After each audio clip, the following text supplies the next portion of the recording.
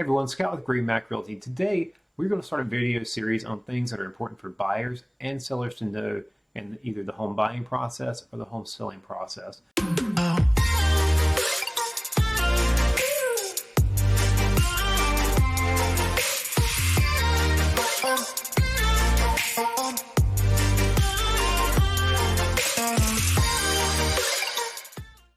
The reason I'm starting this video series is because I've noticed that a lot of people do not really understand the basic concepts when it comes to the process and key terminology that can cause a lot of issues later on. So today we're going to start with due diligence. And so once a buyer goes under contract, there is what's called a due diligence period.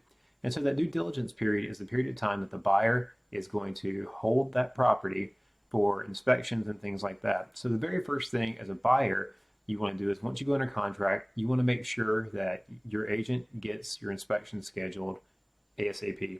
And the reason why is because the faster the inspections are done, the more time it gives you on the back end to do repair requests, get quotes, and things like that. So some of the inspections that you want to do are things like a home inspection, a pest inspection, a radon inspection, and then there can be specialized inspections too. For example, if the home has a pool, you might want a pool inspection. If there's a septic tank, you might want a septic inspection. If there's a well, that kind of thing. So there's a lot of inspections that you really have to go through and make sure that your home is in good condition and you won't have any unexpected repairs later on. All right. Next thing is, once you get those inspections, then you need to sit down with your agent and then look at all the issues and determine what really needs to be fixed and what are the must-haves that really have to be done.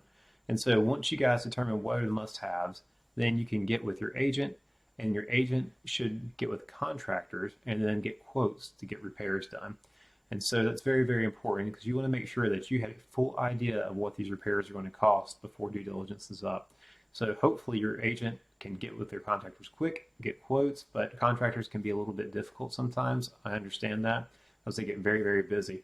So the faster you can get the quotes, the more you know, the quicker you can get your due diligence repair request done.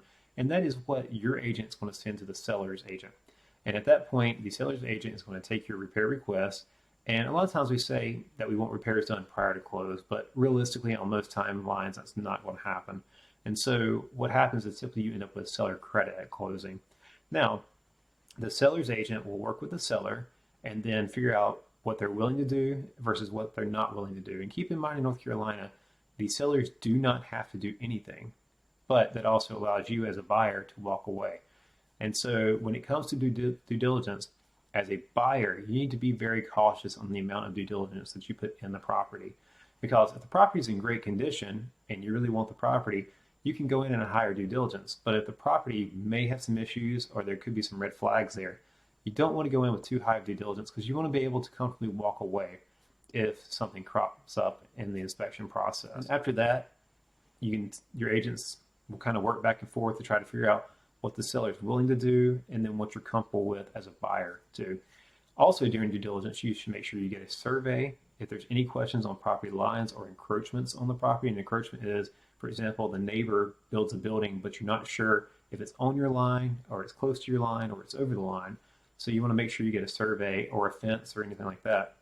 Also, you want to get other permits and things done, or make sure you check your permits for things like your wells, so you know how much gallons per minute if you have a well.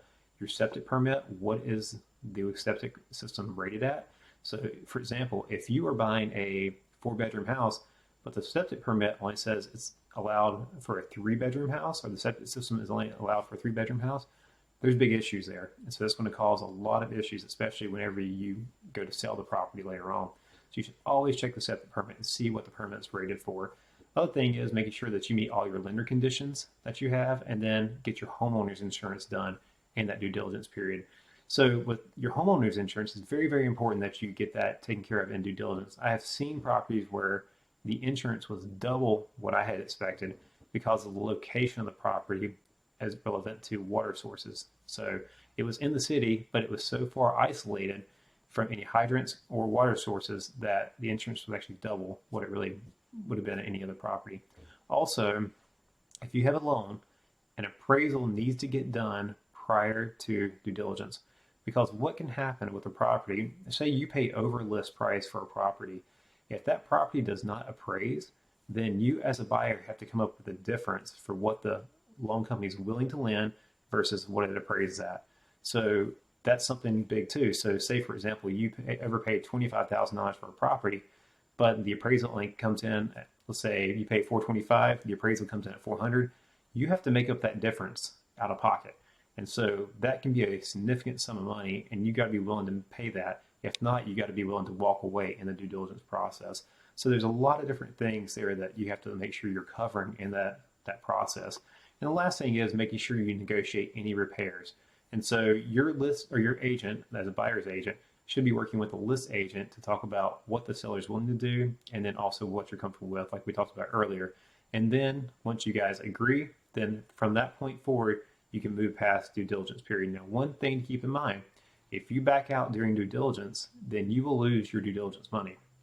All right, unless the seller does something that's pretty big to cause the contract to fall apart. 9 times out of 10, the seller is going to keep your due diligence money. Now, if you also submitted earnest money, then if you drop out during the due diligence period and you say, we don't want this house anymore, you get your earnest money back, but you lose your due diligence money. If you get through the due diligence period and then you decide to back out, you will lose your due diligence money and your earnest money in North Carolina.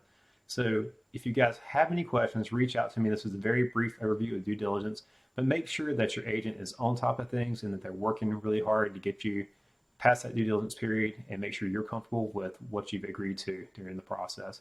If you have any questions, reach out to me. Thanks.